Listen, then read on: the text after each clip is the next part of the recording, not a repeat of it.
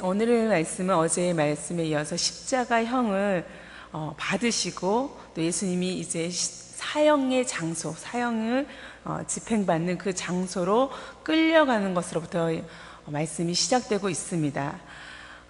그들이 예수를 끌고 갈 때 이렇게 26절 말씀을 우리가 시작했습니다. 그런데 오늘 우리가 읽은 이 본문에는 예수님만 그 사형장으로 가는 것이 아니라 사형장으로 끌려가시는 예수님 외에 그 발걸음에 함께하고 있는 또 다른 발걸음들이 눈에 보입니다. 그 발걸음들을 우리가 생각하면서 그 발걸음들을 우리가 오늘 또 같이 따라가면서 이 말씀 속에서 우리에게 오늘 주시는 그 메시지를 찾기를 원합니다. 26절에 예수님을 끌고 갈 때 하면서 등장하는 첫 번째 인물은 바로 시몬이라는 사람입니다. 잘 아는 대로 이 시몬은 구레네 출신의 시골 사람, 그 사람이 예루살렘에 유월절을 지키려고 왔다가 얼떨결에 그 예수님의 사형장으로 끌려가는 그 무리에 휩쓸리게 되고 또 그곳에서 생각지도 못하게 예수님의 십자가를 대신 지고 그 길을 가는 그 역할을 맡게 된 사람입니다. 시몬이라는 구레네 사람이 시골에서 오는 것을 붙들어 그에게 십자가를 지워 예수를 따르게 하더라, 이렇게 기록되고 있습니다. 시몬은 예수님께서 이미 많은 매질을 당하였고 고난을 당했고 그 십자가를 지고 걷고 계셨기 때문에 더 이상 십자가를 질 수 없을 때 정말 졸지에 무슨 영문인지도 모르고 정말 예수님을 따르는 사람이 되었습니다. 자기 의지와는 상관없이 그 십자가를 지는 사람이 됐죠. 그런데 굳이 이 표현을, 예수를 따르게 하더라라는 표현을 누가가 기록한 것은 정말 그 상황에서 많은 예수님을 평소에 따랐다고 믿었던 제자들이 없는 상황에서 본인의 의지하고 상관은 없지만 그 십자가를 지고 따르는 또 다른 제자의 모습을 시몬에게서 찾기 위해서 이 기록을 했을 것입니다.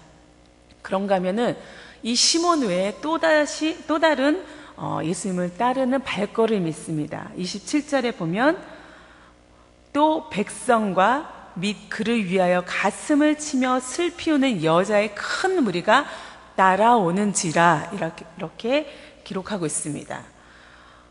물론 백성들 중에는 무슨 일인가, 이 큰 무리, 이 소동이 어떤 연유로 일어난 것인가 궁금해서 호기심에 따라온 그런 사람들도 있었고, 또 종교 지도자들, 예수님을 십자가로 보낸 장본인들은 정말 자신들이 판결 내린 대로 예수님이 십자가에서 어떻게 마지막을 맞이하는가 눈으로 확인하기 위해서 따라가는 사람들도 있었을 것입니다.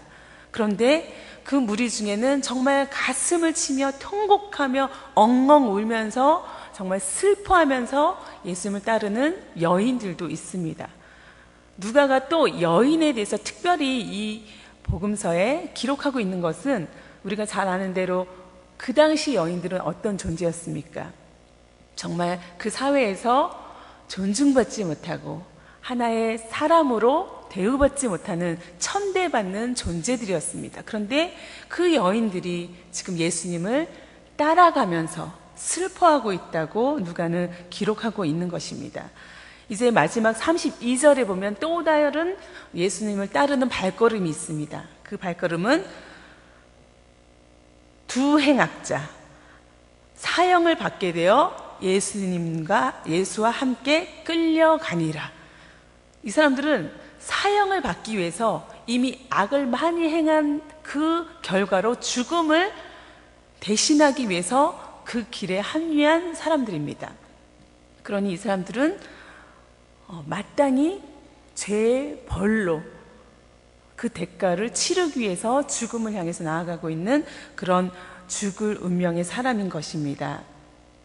자, 이렇게 예수님을 따라가는 다른 무리들을 보면서 그들의 머릿속에는 어떤 생각들이 들었을까요? 그들은 어떤 마음으로 어떤 생각을 가지고 예수님을 지금 따라가고 있을까요?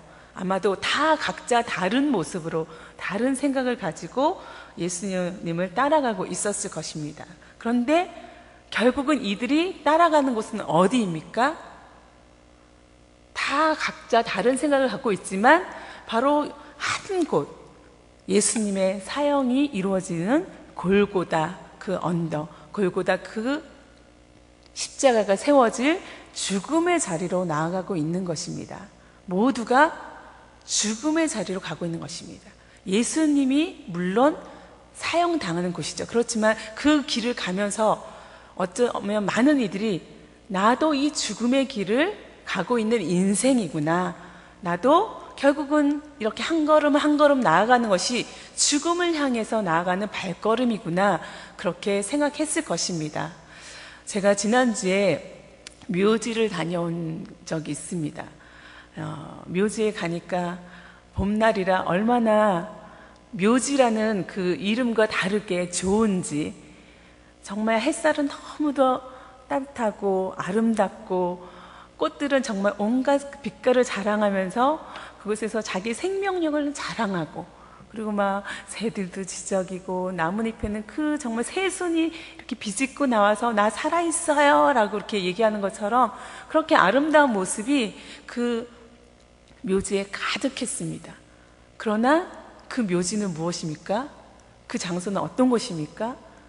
죽은 자들의 터 아닙니까? 그들도 이전에는 살아있는 존재였고 움직이는 존재였고 뭔가 했던 존재였는데, 그들도 어느 순간 거기에 묘지에 죽은 자로서 그렇게 묻혀 있는 것입니다. 우리도 여기서 지금 이렇게 살아있지만 언젠가는 그 죽음의 자리로 들어갈 그런 존재인 것입니다. 누구도 그것에서 피할 수 없는, 그것이 언제 올지 모르는, 그 죽음의 자리를 언제 갈지 모르는 그런 우리의 삶이 바로 오늘 우리의 삶인 것입니다. 그런데 예수님께서 바로 그 죽음을 향하고 가는 그 길에 오늘 말씀을 주셨습니다. 28절에서부터 31절까지의 말씀 속에서 예수님은 지금 죽음을 향해 나아가고 계시지만 다른 이들이 생각하는 그 죽음과는 또 다른 차원의 또 다른 지경에서 우리에게 말씀을 주고 계신 것입니다. 그 말씀 속에 오늘 우리가 찾아야 될 메시지가 분명히 있습니다. 28절부터 31절까지 말씀을 다시 한번 읽겠습니다. 시작. 예수께서 돌이켜 그들을 향하여 이르시되 예루살렘의 딸들아, 나를 위하여 울지 말고 너희와 너희 자녀를 위하여 울라. 보라, 날이 이르면 사람이 말하기를 잉태하지 못하는 이와 해산하지 못한 배와 먹이지 못한 젖이 복이 있다 하리라. 그때 사람이 산들을 대하여 우리 위에 무너지라 하며 작은 산들을 대하여 우리를 덮으라 하리라. 푸른 나무에도 이같이 하거든 마른 나무에는 어떻게 되리요 하시니라. 예, 이 말씀은 우리가 그냥 읽으면 무슨 뜻인지 잘 알지 못하는 부분도 있고 헤아리기 어려운 부분도 있습니다. 그래서 항상 저는 다른 버전으로 읽는 것을 좋아하는데, 특별히 표준세 번역은 그 의미가 좀 더 분명하게 드러나고 있습니다. 28절부터의 말씀을 읽겠습니다. 예수님께서는 여자들을 돌아다 보시고 말씀하셨다. 예루살렘의 딸들아, 나를 위하여 울지 말고 너희와 너희 자녀를 위하여 울어라. 보아라, 사람들이 임신하지 못하는 여인과 아기를 낳아보지 못한 태와 젖을 먹여본 적이 없는 가슴이 복되다 하고 말할 날이 올 것이다. 그때 사람들이 산에다 대고 우리 위에 무너져 내려라 하며 언덕에다 대고 우리를 덮어버려라 하고 말할 것이다. 나무가 푸른 계절에도 사람들이 이렇게 하거든 하물며 나무가 마른 계절에야 무슨 일이 벌어지겠느냐. 예수님은 나를 위해서 울지 말아라, 나를 위해서 울지 말고 너희와 너희 자녀를 위해서 울어라. 예루살렘 딸들아, 그렇게 말씀하고 있습니다. 왜냐? 예수님은 지금 죽음을 향해 나아가고 있지만 우리가 너무 잘 아는 대로 예수님은 그냥 다행히 사형 당하기 위해서 나가는 것이 아니지 않습니까? 예수님은 생명을 불러오기 위해서, 다시 살리기 위해서, 구원의 그 역사에 주역이 되기 위해서 죽음으로 나아가고 있는 것입니다. 마땅히 할 일을 지금 하고 있는 것입니다. 그렇기 때문에 또 그 다시 살아남의 그 부활의 영광이 있기 때문에 자신을 위해서 울 일이 아니라고 말하고 있습니다. 대신 오히려 예수님을 십자가로 내몬 예루살렘, 바로 너희가 울어야 될 존재들이다. 너희와 너희 자녀를 위해서 울어야 된다고 그렇게 말하고 있습니다. 왜냐하면 곧 그 심판이 너희에게 임할 것이기 때문에 그렇게 말씀하고 있는 것입니다. 그러면서 그 비참한 상태에 너희가 이를 때 정말 차라리 산들이 어떻게 해요? 산들이 우리를 향해서 무너져 내려라. 언덕이 차라리 우리를 덮어버려라 해서 정말 이 고통을 피하고도 싶지만 차라리 그 고통 속에 고통이 그 산과 언덕이 나를 눌러서 그 고통이 사라져 버리는 게 낫겠다 싶을 그런 고통의 순간들이 너희들에게 온다는 것입니다. 그러니 어떻게 해요? 그런 고통이 오니 너희들은 두려워하라 떨어라 라고 말씀하시는 것이 아니죠. 그 안에서 예수님은 우리에게 말씀하시는 것이 바로 소망을 볼 줄 아는, 소망을 찾는 그런 하나님의 사람들, 예수 그리스도의 발걸음을 따르는 그런 사람이 되기를 소원하고 계시는 것입니다. 우리의 소망이 어디에 있습니까? 우리는 앞에서 말한 대로 정말 다 죽음을 향해서 나아가는 그런 정말 연약하고 죄되고 악한 존재들입니다. 그런데 그 악한 우리를 정말 그 죽음으로부터 구원하기 위해서 예수님이 지금 죽음의 골고다로 올라가고 있는 것입니다. 소망의 길을 향해 나아가고 계신 것입니다. 그 예수님의 따르는 발걸음, 그 예수님의 뒤를 따르며 십자가를 지는, 때로는 이것이 내가 왜 이 십자가를 억울하게, 왜 이런 오해를 받으며, 왜 이런 대접을 받으며, 이런 취급을 받으며 감당해야 될까 하는 순간도 있지만 바로 예수님을 바라보고 그 부활을 소망하고 나아갈 때 다시 살리시고 다시 회복시키시는 그 예수님이 내 안에 계심을, 우리 안에 계심을 믿고 나아갈 때 또 다른 이들의 발걸음과 사망을 향해 나가는 발걸음과는 전혀 다른 차원의 발걸음이 될 것입니다. 마지막 두 강도도 그 중에 한 사람은 구원을 받았고 여인들 중에도 초대교회 수많은 일꾼들이 나왔고 또 중요한 앞에 시몬도 어떤 사람이 되었습니까? 성경에는 분명하게 정확하게 그 시몬이라는 이름을 다시 언급하진 않지만 마가는 이 시몬을 누구라고 얘기합니까? 알렉산더와 루포의 아버지라고 표현하고 있고 바울은 그 루포에 대해서 어떤 표현을 하고 있냐면 주 안에서 택하심을 입은 루포와 그의 어머니에게 문안하라. 그의 어머니는 곧 내 어머니라. 그래서 로마서 16장 13절에 말하고 있습니다. 루포가 누구예요?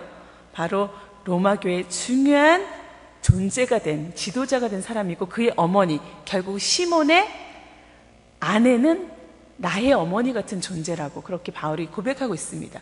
그들에게서 소망이 있었습니다. 씨앗이 있었던 것입니다. 그것을 우리가 말씀을 통해서 확인할 수 있는 것입니다. 우리에게 그런 소망을 오늘 본문 속에서는 글자로 표현되어 있지 않지만 글자 속에 숨겨진 그 하나님의 메시지를 오늘 우리가 발견하고 예수님을 따르는 그 많은 발걸음 중에 소망을 향해 나아가는, 믿음으로 나아가는 발걸음, 그런 우리 하나님의 사람들, 예수 그리스도의 제자의 삶을 사는 우리가 되기를 간절히 소원합니다. 함께 기도하겠습니다. 하나님 아버지 감사합니다. 우리는 예수 그리스도를 따르는 사람들입니다. 그리스도가 가셨던 그 길을 함께 가는 사람들입니다.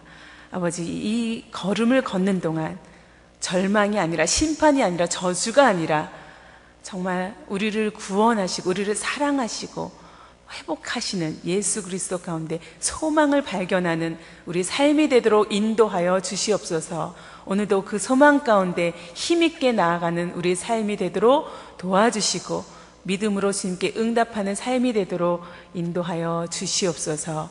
예수님의 이름으로 기도합니다. 아멘.